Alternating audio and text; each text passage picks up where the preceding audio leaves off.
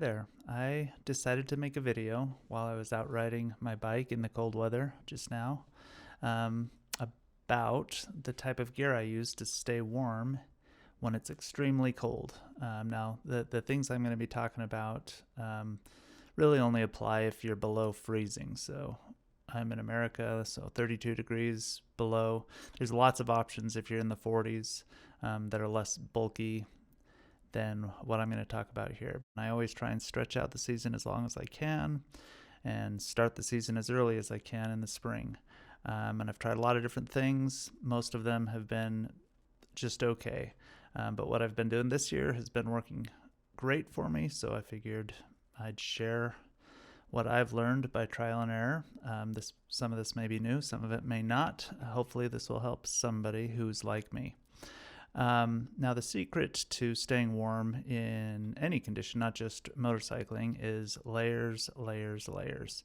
And I don't know why that didn't click for me on a motorcycle for so long, but I've found that the number of layers is a lot more important than the quality of each individual layer. For instance, you could spend $400 on a nice cold weather motorcycle jacket, and it's not going to do as much good as having a t-shirt under another t-shirt, under a coat, under your riding jacket. You add these layers up and they're a lot more effective, even though the cumulative cost of them is a lot less, which is a bonus. So these are the layers that I've been using, and for me it's turned out to be relatively inexpensive because a lot of this stuff is stuff that I just already had. But even if I didn't, it would be a lot less expensive than going out and buying motorcycle specific cold weather riding gear. Anything made specifically for motorcycles is going to cost 3 or 4 times as much as its non-motorcycle equivalent, just because I think manufacturers, companies, they know how much we like to spend money on our motorcycles. So without further ado, this is what's been keeping me toasty warm in sub 30 degree Fahrenheit weather this year. Coldest I've been out so far is 20 degrees with this setup, and it's worked great.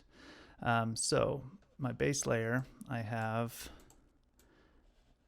a pair of boxer briefs and a tight t-shirt. Obviously you're going to want underwear on, and the t-shirt, I have a thin tight one because you're going to be having a lot of layers, and so that your base one you want to be quite thin. Now, as with anything that I'm going to say here, you can adjust this as needed for you. If this doesn't make you warm enough, I'd be surprised. But if it doesn't, obviously you could replace this with thermal underwear, something a little bit more protective than just a t-shirt. But this has been working great for me. And then I just get some wool socks. Put that on my little guy here. And wool socks with my boots have been enough to keep my feet warm. Never had a problem so far. So again, I haven't been below 20 degrees, but they weren't even a little bit chilly. So next on my legs, I usually just have jeans on. Again, if you want warmer type of pants there, you could. If this isn't warm enough, this has been great for me because of what's coming next. So just some jeans there, or whatever kind of comfortable pants you like to ride in. And then on top of the tight t-shirt, I just put another shirt. Usually a t-shirt, can be a sweater if you want to be warmer. I generally don't go long sleeve here because my elbows never get cold because of the next two things that I'm putting on top here. I've got a couple jackets, and so I like to have a little bit more movement in my elbows, but if you wanted to, you could go a longer shirt there. And then I throw on just my regular riding boots that I use all year long, and those work just fine with the wool socks. They keep the wind out, and I don't have any issues there. Now, over all this get up, this is the key, for me at least, that has really been a game changer, and that is using this ski bib. Now, this is something that I just happen to have because I tried to get into snowboarding a couple of years ago with my boys, and it just didn't work out for me. Middle age is too late, in my opinion. At least it was for me to start snowboarding. After a couple of badly bruised days, I gave it up and threw this in the closet. And I came across it and I said, this is made for snow. I'm going to try it on my bike, and it's been great. It's thick canvas. This one actually has some padding in the knees, because it's made for skiing. So this one I got secondhand for $30, I think. If you're not fortunate enough to live in an area that has ski resorts like I am, and you can't find anything like this secondhand, you can find them online for $50-$60 that for pretty decent ones that are going to keep out the cold. They're insulated, canvas, wind resistant, snow resistant, all that kind of stuff. I'll put a link for ones that I've found that look great. And this is great because it gives you the extra layer on your legs. You have your pants under there, of course your underwear, and then this, and it also comes up farther than it does on my little paper doll man. It comes up to my chest, and so it really keeps my core warm. Then over that, I put on a regular coat.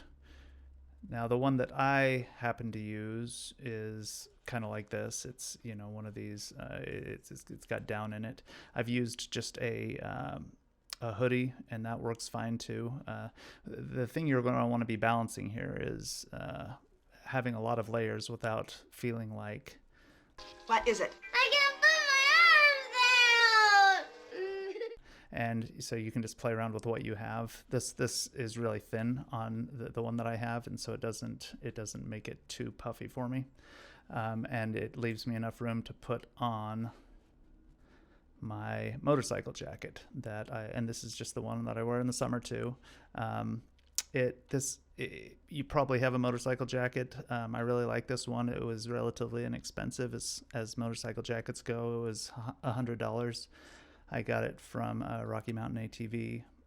The brand is Crosswind Apex, and I like it because it's got this mesh front that is great for summer. It's got a liner that you can just zip out in the summer, so you get a lot of air. In the winter, you zip the liner back in, and it's pretty warm, especially if you have another coat on underneath it. But it's got some armor in the shoulders and elbows, and even on the back. So it's a nice little jacket. If you don't have one, I'd recommend this for a starter.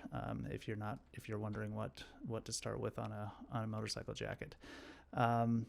Then the gloves, kind of the same idea as the ski bib. I have ski gloves, not motorcycle gloves. I have some actually nice, expensive motorcycle gloves, but they don't keep out the cold as well as these ones that I have. The ones I have are made by Head. I'm sure any ski glove is going to be great, but these ones are really nice. They cost $27 on Amazon. I'll put a link in there. They come up really far on the wrist to keep the wind out of your sleeves. They've got the capacitive fingers, so you can touch your devices, phone, whatever.